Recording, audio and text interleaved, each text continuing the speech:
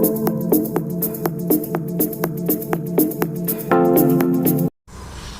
Hello everyone, welcome back to my channel geeks girl. और आज हम बहुत इंपॉर्टेंट यहाँ पे बात डिस्कस करने वाले हैं। ठीक है, आपकी टेंशन जो है दूर होने वाली है। थोड़ा सा एफर्ट दूंगी मैं यहाँ पे आपकी टेंशन को कम करने के लिए। ठीक है, तो चलिए डिस्कस करते हैं। और डिस्कस करने से पहले मैं यहाँ पे दो इम्पॉर्टेंट चीज़ें आपसे कहना चाहूँगी। पहले इम्पॉर्टेंट चीज़ ये है कि CCMT काउंसलिंग जून मंथ से शुरू हो जाएगा, 8 जून से।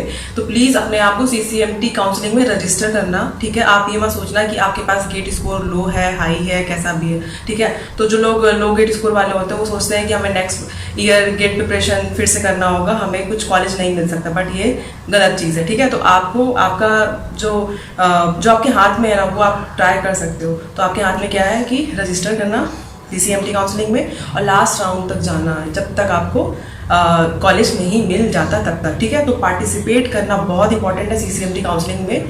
किसके लिए? For getting the college. तो NIT कॉलेज जो होते हैं उसको।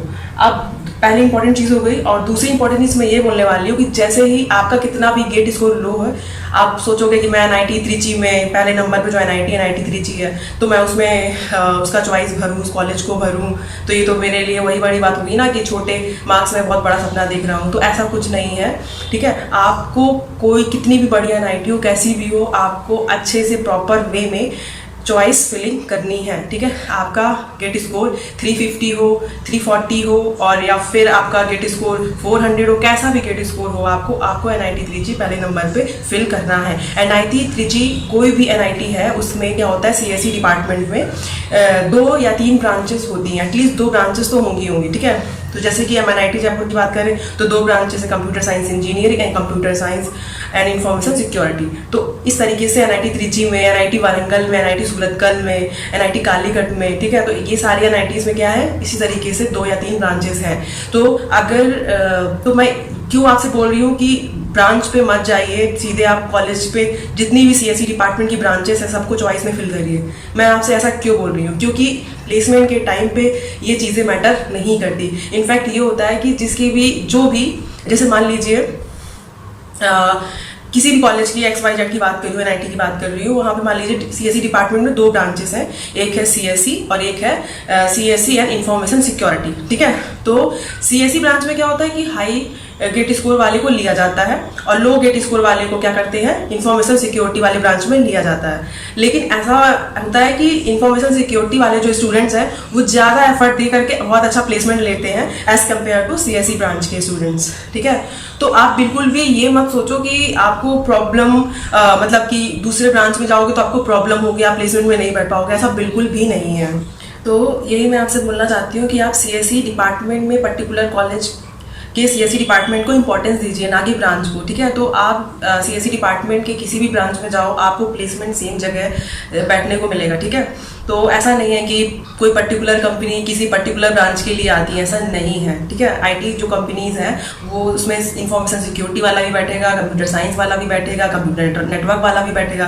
तो ऐसी चीज़ें यहाँ पे वर्क करती हैं। तो इसीलिए आपको चॉइस फिल कैसे करना है वो चीज़ें हम बाद में देखेंगे। लेकिन अभी हम ये टेंशन दूर करने वाले हैं कि कितना लोअर गेट स्कोर अगर हमारा आया है, मान लीजिए हमारा गेट स्कोर बहुत लो आया है, तो कितना आया है कि हमारे पास पॉसिबिलिटीज़ है कि हमें वो कॉलेज, कुछ लिस्ट ऑफ कॉलेज हमें मिल सकते हैं।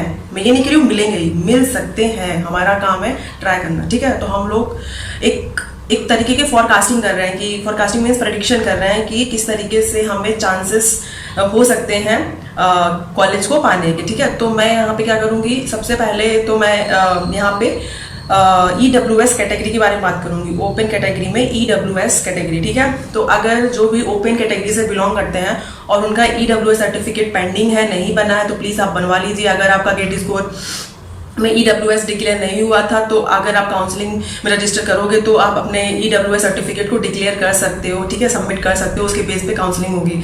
इससे फ़र्क नहीं पड़ता कि आपने गेट का फॉर्म भरते वक्त EWS लगाया था कि नहीं, लेकिन अभी काउंसलिंग के टाइम आपकी उस सर्टिफिकेट की इंपॉर्टेंस होगी। तो आप प्लीज़ EWS जिसका भी बन सकता है वो बनवा लें, क्योंकि EWS सर्टिफिकेट बनने के बाद बहुत बहुत बहुत ज़्यादा अंतर आता है इसमें गेट स्कोर में और कॉलेज को पाने में। ठीक है, तो काफ़ी थोड़ा सा हमारे लिए आसान हो जाता है कॉलेज को पाना, अच्छे कॉलेज को, अच्छे NITs को पाना कम गेट स्कोर में with the help of the EWS certificate. तो मैं यहाँ पे आज EWS सर्टिफिकेट जो कैटेगरी वाले लोग हैं उनके बारे में बात करूंगी। उनके जो गेट स्कोर है उसके बेस पे मैं कट ऑफ बताने वाली हूँ कि उनको कौन से कॉलेज का कौन सा कितने EWS गेट स्कोर रहा है, ठीक है। तो जैसे मैं यहाँ पे NIT त्रिची के बारे में बात करूंगी। तो NIT त्रिची में जैसे कि NIT त्रिची में 2 ब्रांचेस हैं, ठीक है। CSE डिपार्टमेंट में 2 ब्रांचेस हैं। तो पहला है CSE, मैंने सब कुछ लिख रखा है। तो पहला है CSE department computer science engineering और दूसरा है डेटा एनालिटिक्स, ठीक है। तो CSE डिपार्टमेंट CSE ब्रांच में EWS में 471 गेट स्कोर गया है। बिलीव मी, मैं यहाँ पे इमेजिनरी चीजें नहीं बता रही हूँ, मैं पूरा वेबसाइट में जाके देख करके एनालाइज करके फिर आपको बता रही हूँ कि 471 के लगभग जिसका भी गेट स्कोर है वो NIT त्रिची उसको पॉसिबिलिटीज है कि मिल सकती है। लेकिन कब? जब आप सारे राउंड में एनरोल करोगे, ठीक है। सारे राउंड में, राउंड 1, राउंड 2, राउंड 3 और स्पेशल राउंड 1, स्पेशल राउंड 2, ठीक है। NSR round, national spot round की मैं बात नहीं कर रही हूँ। नेशनल स्पॉट राउंड आपके लक पे डिपेंड करता है, आपको शुरू से एनरोल करना पड़ेगा, ठीक है। तो क्या करना है, आपको शुरू से एनरोल करना और आपके पास एनरोल के बाद भी आपके पास 2 मौके मिलेंगे चॉइस को फिल करने के। पहला राउंड 1, राउंड 2, राउंड 3 जो होंगे उसमें आप चॉइस भरोगे, एक बार चॉइस भरोगे तो राउंड 1, राउंड 2, राउंड 3 होंगे। दूसरी बार चॉइस भरने का आपको मौका कब मिलेगा? जब स्पेशल राउंड होंगे, ठीक है, SR1 और SR2। और उसके बाद नेशनल राउंड के लिए तो अलग से फिर से रजिस्ट्रेशन होगा और उस पर फिर लक बाय चांस जो भी सीट खाली होगी वो उनको मिलेगी, ऐसा है। तो इसीलिए शुरू से ही अपने आप को एनरोल कर दीजिए। आप यहाँ पे देख सकते हो कंप्यूटर साइंस डिपार्टमेंट में कंप्यूटर साइंस इंजीनियरिंग ब्रांच में 471 पे EWS जो कैटेगरी वाले उनको कॉलेज मिला है क्या? NIT त्रिची, जो फर्स्ट मतलब जिसको सब लोग को पता है NIT त्रिची कितना अच्छा है, पहले नंबर पे आता है। उसके बाद जो डेटा एनालिटिक्स है वो EWS में जो 561 उसका गेट स्कोर गया है लोअर, ठीक है। तो 561, तो आप देखो जो अब यहाँ पे स्टूडेंट क्या करते हैं कि जिसका भी 471 गेट स्कोर है वो ये सोचेगा कि NIT तो मेरे लिए पहुंच के बाहर है, मुझे लोअर NIT भी पता नहीं मिलेगी कि नहीं मिलेगी, उनको ये चीज़ रहता है। तो अगर आप NIT त्रिची में जाना चाहते हो तो कोई सी भी ब्रांच हो, मतलब कोई सी भी ब्रांच का मतलब CSE डिपार्टमेंट में कोई भी ब्रांच हो, CSE हो या डेटा एनालिटिक्स हो, कैसी भी हो, इसको आप फिल कर दो।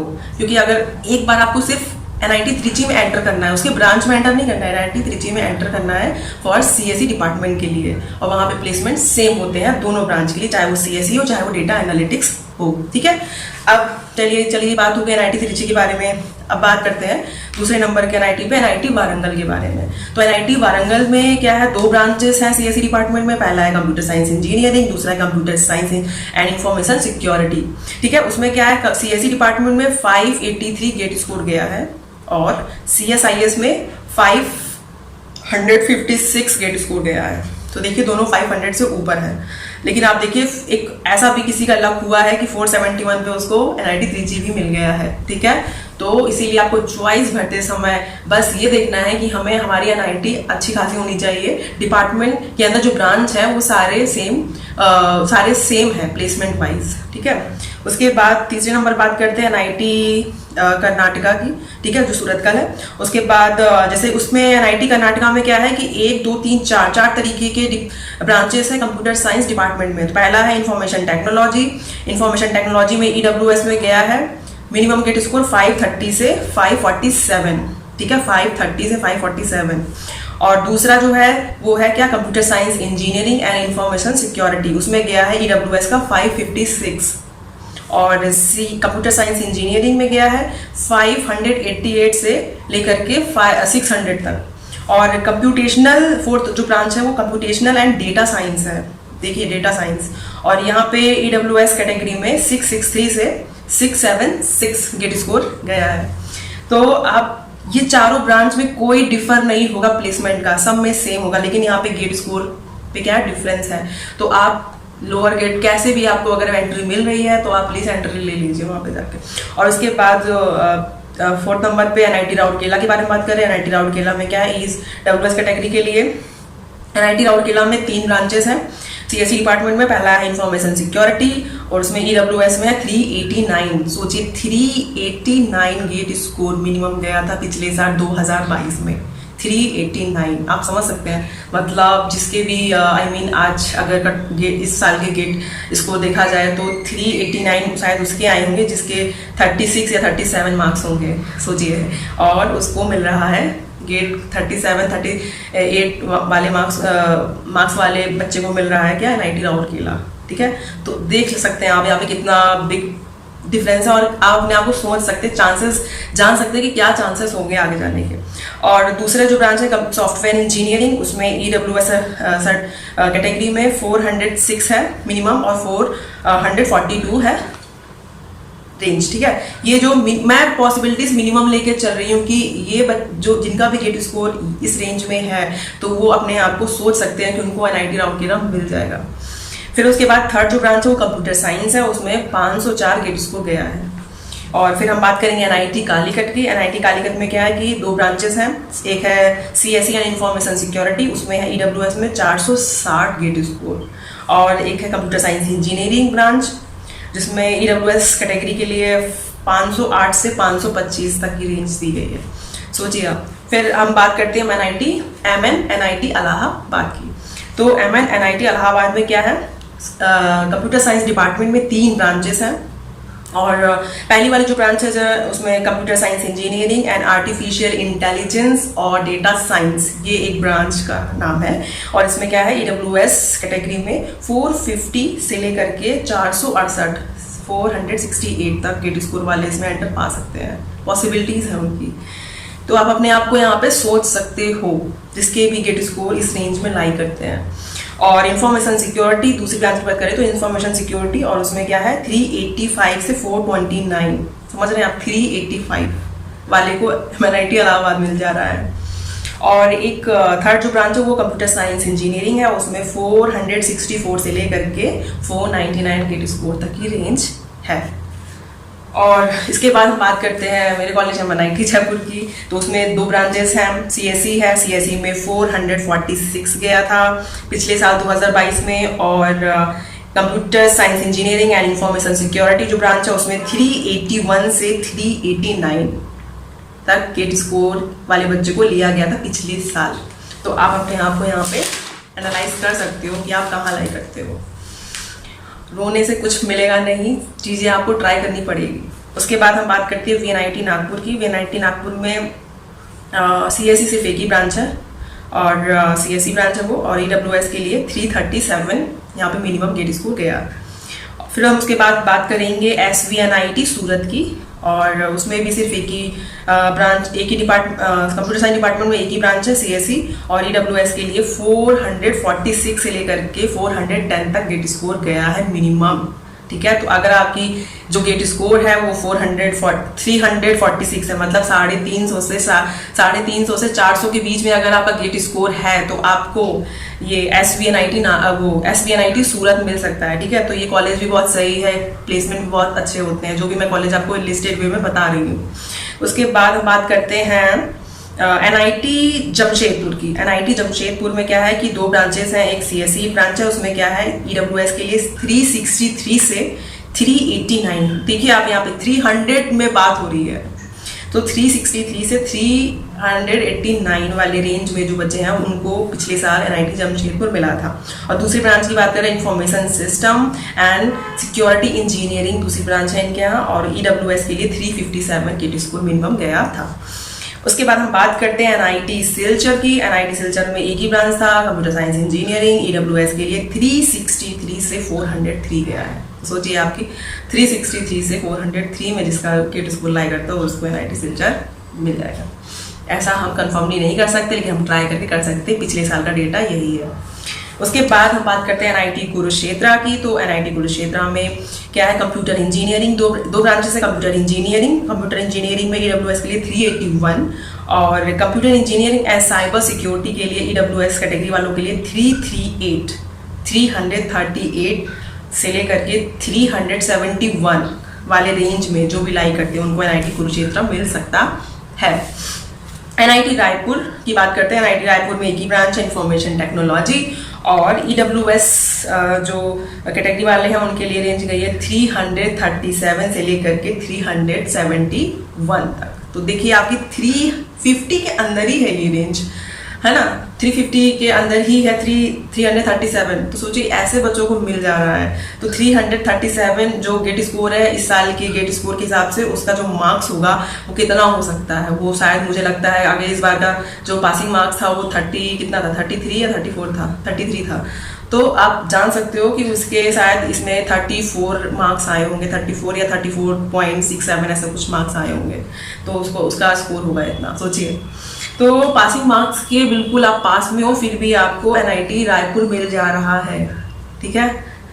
तो ये चीज़ें हैं। अब हम बात करते हैं एनआईटी भोपाल की। तो एनआईटी भोपाल में 3 ब्रांचेस हैं कंप्यूटर साइंस डिपार्टमेंट में। पहली जो ब्रांच है वो कंप्यूटर नेटवर्क है। कंप्यूटर नेटवर्क में ईडब्ल्यूएस के लिए 337, देखिए 337 गेट स्कोर गया है।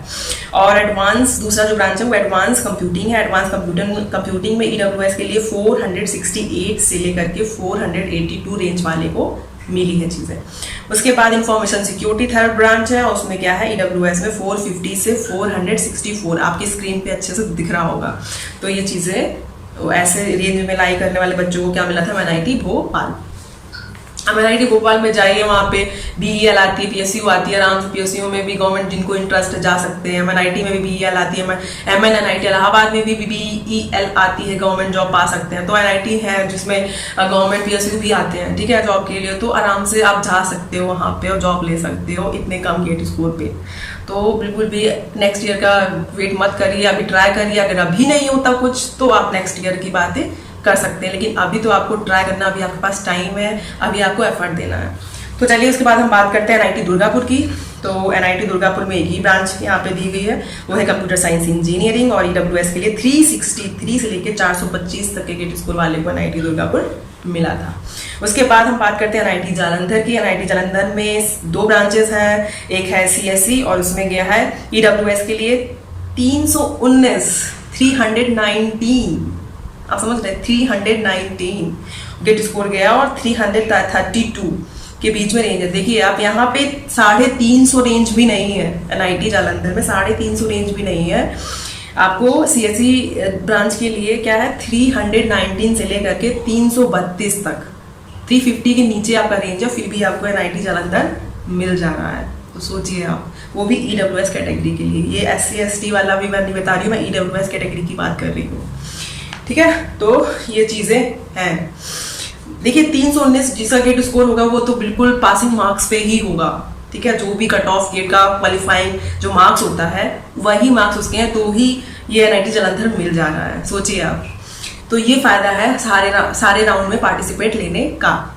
उसके बाद दूसरी ब्रांच की बात करते हैं सीएसई एंड इंफॉर्मेशन सिक्योरिटी के दूसरी ब्रांच है, उसमें 403 हमारा कट ऑफ गया था पिछले साल 2022 में।